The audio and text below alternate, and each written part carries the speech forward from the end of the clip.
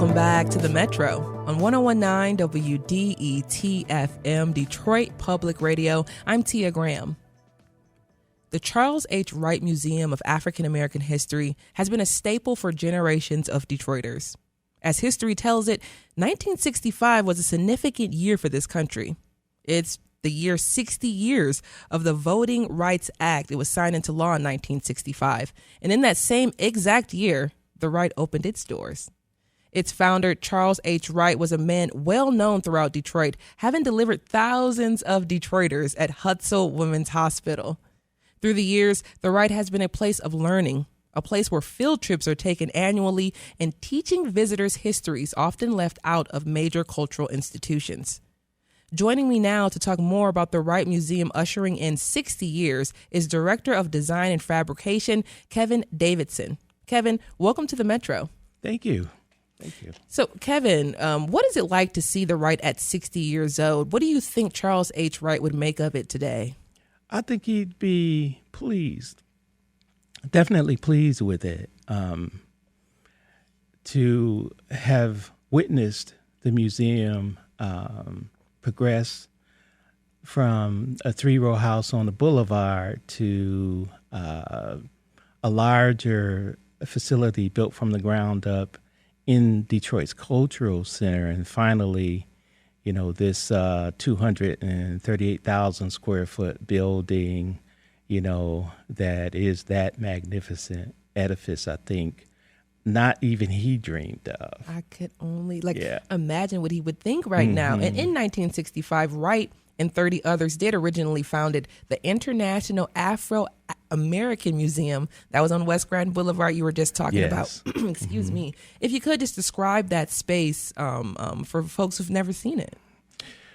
Well, I was actually brought to that location on loan from the Detroit Council of the Arts to work on an exhibit that focused on Black insurance companies. And maybe about a year later, I was invited back to work on an exhibit just focusing on voting rights. That was an important issue for Dr. Wright. And so I designed that. And then he wanted me to work on an exhibit on Charles Drew. So I did that. And then worked on the museum's mobile unit, which sat outside in a trailer. Went in and redesigned that. And Dr. Wright said, well, you may as well stick around. That was 1983. And basically, it's a three-row house that was Dr. Wright's and his family's residence. It started out that way. And he started converting spaces in that three-row house into gallery spaces. And opened the first museum. Which I find just so Detroit once again, because we still see today galleries throughout the city of Detroit inside of homes and inside of neighborhoods, which is really, really amazing to see that it is something that is just so generational to Detroit. But you talked a little bit about the Black insurance companies, and I love that you brought that up because I was chatting with my father this past weekend about this upcoming conversation, and he says, my mom had Wright insurance, life insurance. And I said, what do you mean, like literally the Wright? And she was like, yes, Wright health insurance. So could you talk to us a little bit about not only him being important within the medical field, but also being important in other areas? Well, I don't think that he was involved in forming an insurance company or anything like that, but Black businesses were very important, and he held this event called the $1 Million Weekend and brought in this millionaire from California, and the $1 Million Club was established then, and that's that exhibit was actually designed and built around that. And there are people who talk about that today. I paid my $2,000 over a certain period of time, or my $1,000, and I'm a member of the $1 Million Club. Yeah. Amazing to think about. Once again, just all the things that he was trying to do and did accomplish within the city of Detroit. Now, the Wright did come to life at a time of civil unrest in the country and in Detroit in particular, just 2 years before the 67 rebellions occurred. What do you think it meant to have that space during this particular time of history in Detroit and in the country? Well, I would say, he brought the fire of the civil rights movement to Detroit with him. And Dr. Wright was the attending physician in Selma, Alabama during the march from Montgomery to Selma. And so when Martin Luther King and John Lewis and others were attacked, it was Dr. Wright who was attending, to their injuries. Yeah, that's amazing. And he literally left there and came back to Detroit a day or so later, and with that fire in his heart and in his belly, established the International Afro-American Museum. Which is just amazing, once again, to think about that during that time. He just made sure that he was present and available to, be of any help during the civil rights movement. But we're talking about the Charles H. Wright Museum of African American History, celebrating 60 years. Our guest is Kevin Davidson, the Director of Design and Fabrication at the Wright. Now, let's talk a little bit about those exhibits, because you've been working on exhibits with Charles H. Wright and throughout the generations. Yes. So they range from local to national to international pieces and exhibits and showings. How do you all go about choosing pieces to display, especially as we talk about this evolving world of preserving history? I think over the years, we focused more on subject matter, and just sort of built around that. So, it might be an exhibit on Martin Luther King or Malcolm X, and we basically go out to other institutions and individuals and, have those things placed on loan to us to display within an exhibition, But, we focus mainly on subject matter and sort of build around that. Now, we also have an extensive collection, of documents, artifacts, memorabilia that we draw from as well in producing exhibitions.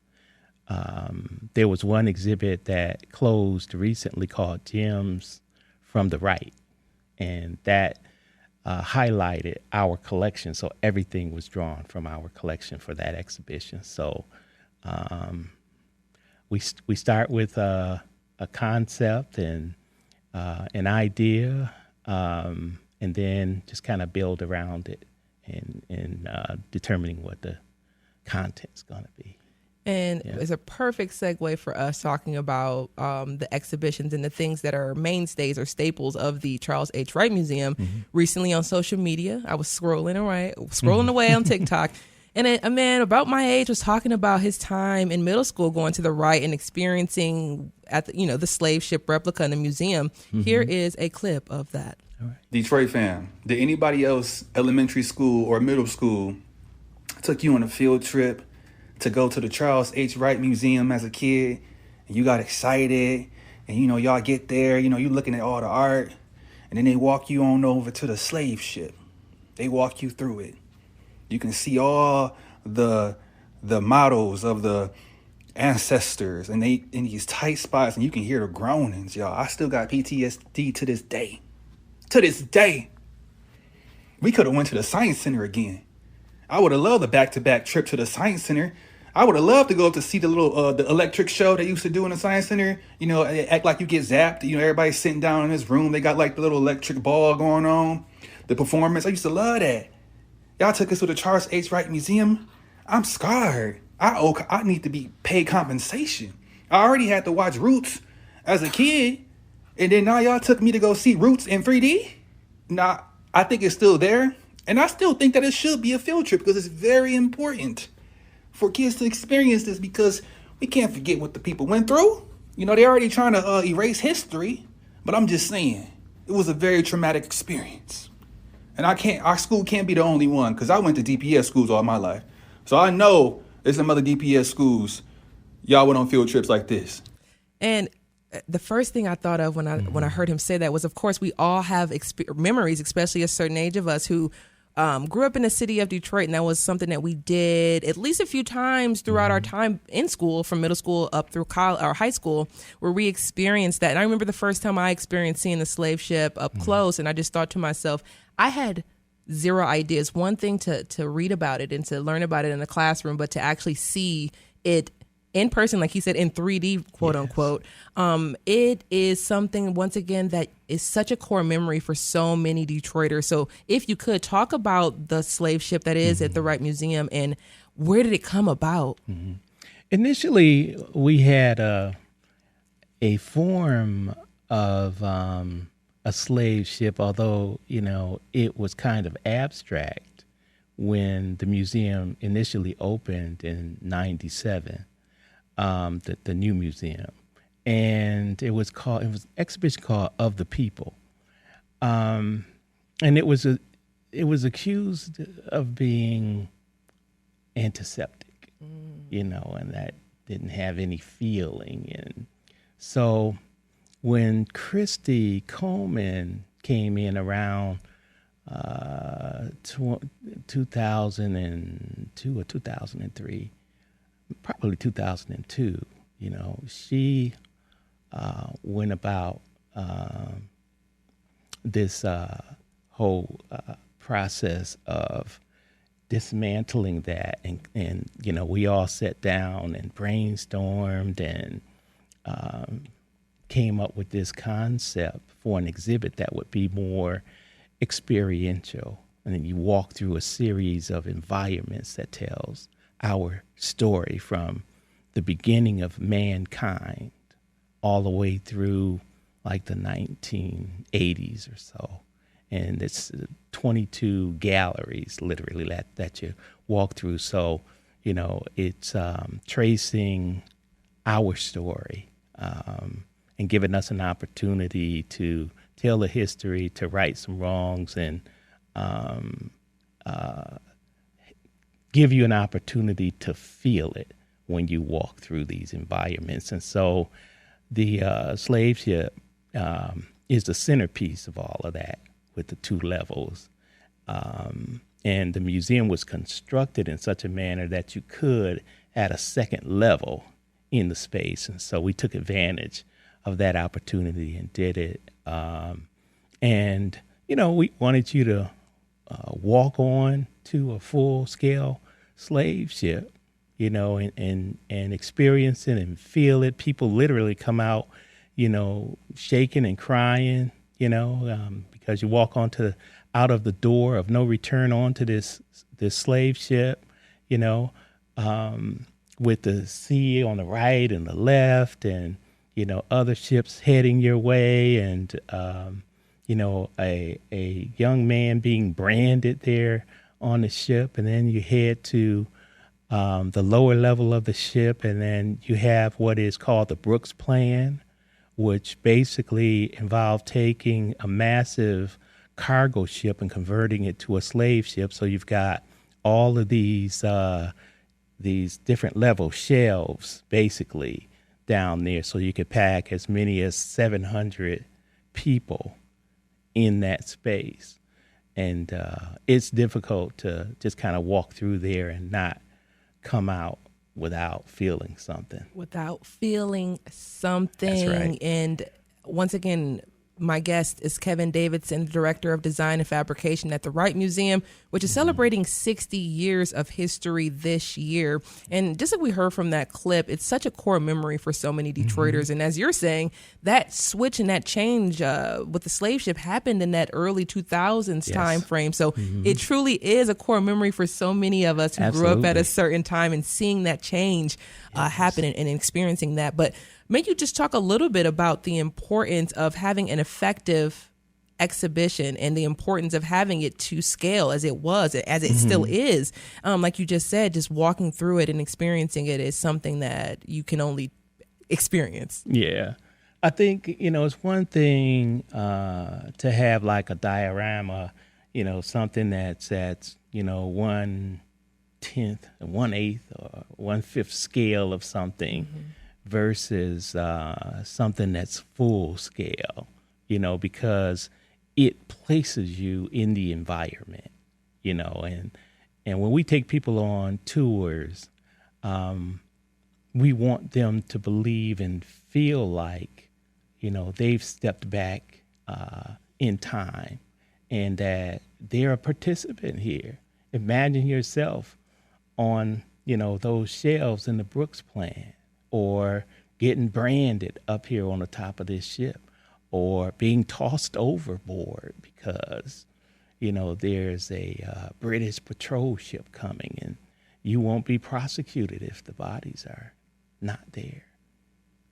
So much history that is just, we can get into right now about that time factor and that time frame of history. But I do want to move to where we are today. And we heard once again from the video on that young man. Right now we're seeing histories completely being erased or just ignored, or even just trying to be erased once again. Yes. So when we hear people scoff at the idea of African history or African American history and the importance of the archiving of it and the displaying of it, who simply just don't believe that it should be something that's happening, what is your pushback to that? When Dr. Wright founded the museum, and let me just move a little forward, when I joined the museum and Dr. Wright had his discussion with me, and he said, this is what this is all about. His focus was on making sure that our history is preserved and that it's told, and, this is how you do it, because I was designing exhibits and doing tours and a whole range of things over there on the boulevard. But it was important to him that our children learn this history. And for him, particularly African-American children, because in his mind, it is an opportunity for our children to know and understand what their place is in this world, and that, they've made these gigantic contributions, not just to American history, but world history. This is where you come from, and when you come to this museum and you see these exhibits, you should be able to walk out of here, holding your head up and your chest out a little bit more than it was when you came in. And I witnessed that, and that's really kind of what got me hooked, because I took a couple of kids from the neighborhood on a tour. The young lady was like 12, and she had her 8-year-old brother with her. And I took them on a tour of the museum, told them about their history, and took them to the mobile unit that included an exhibition on Black inventors. And when they were done, you could see, the sense of pride, that they developed just over that short period of time going through this museum. And that's what Dr. Wright wanted to achieve. Kevin Davidson is the Director of Design and Fabrication at Charles H. Wright Museum of African American History. The Wright celebrates 60 years of African American history this year. Kevin, thank you so much for joining us on the Metro. Oh, you're welcome. Thank you for having me.